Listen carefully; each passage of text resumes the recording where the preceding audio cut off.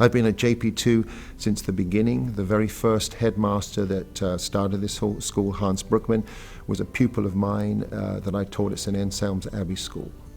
The students say that I shall probably be here. As I said, I'm getting in my late 5th decade, and some of them seem to talk to me like they believe I'm going to be here always. I'm a non-Catholic. I'm from the Church of Scotland, which is probably unusual for this area. And I actually worked previously in 2 Catholic Benedictine monasteries.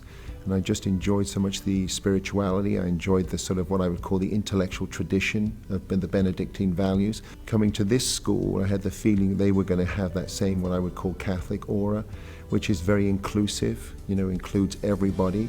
And I think when you look at our school, generally, we're just over 50% Catholic. We have a large array of different denominations, which I think is a wonderful part of this school.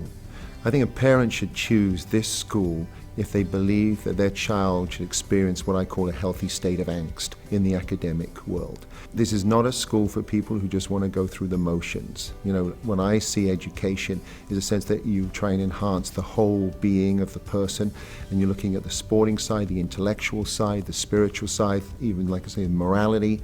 So what it is I think it's a composite of everything. I think a parent should choose this if they believe in the complete human being.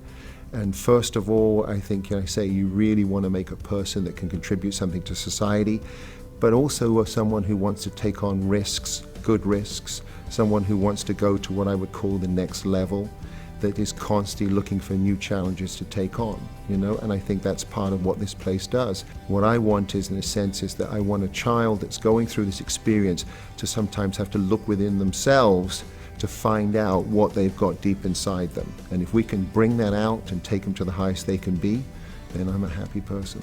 Every single day you can make some small difference, whether you put a student on helping them choose a right college, maybe making a selection in a sense of what kind of sport or what kind of activity they can get in. Even what seems very small can actually make a major impact to a student's life. What I find is, in a sense, I teach AP European history. I'm very big in what I would call the Greek Socratic method. I like almost to believe there should be a personal relationship between the teacher and the community's teaching. I like very much a discussion-based class. I like to go into what we call deep thematic thinking. I'm not a person that believes very much in rote and memorization. But what I think the most important is to channel students' ideas to something that is unique. I don't want to tell them what to think, but I want them to think. And I want them to be able to think critically, and I want them to really understand what I would call higher levels of learning.